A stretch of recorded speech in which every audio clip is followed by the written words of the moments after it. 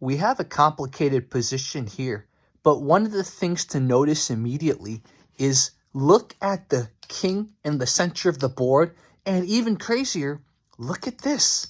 Piece-wise, we are ahead. We have two knights, and they only have a bishop, and then we also have a queen, and we all have two rooks.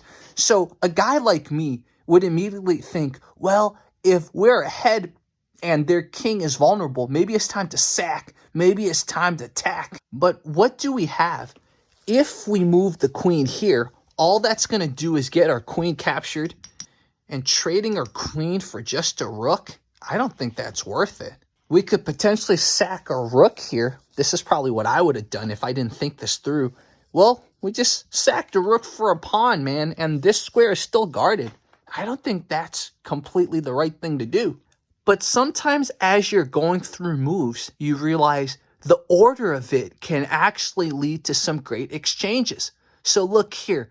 Imagine if there were no bishop here. Look at this. We have a skewer. Basically, they are forced to move the king, and we're going to capture the queen. But as we already calculated, if we sack initially, we're just going to lose it because that bishop right there is guarding that pawn. So then maybe if we just had that rook there and somehow got rid of that bishop, that's our golden ticket. So what if we sacrifice with our queen? The pawn would capture our queen, and then we have a skewer, and that skewer seems unopposed. So let us see what happens. We sacrifice our queen. Our queen's taken, and now the road is clear. Obviously, he can delay the inevitable by putting this here, but since our knight is here, we just capture. And now he really has to move, and now he loses his queen.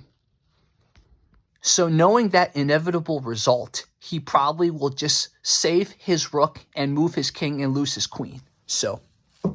And we got our queen back. And now we have two minor pieces and two rooks, and they only have two rooks and a king that's in a very awkward position.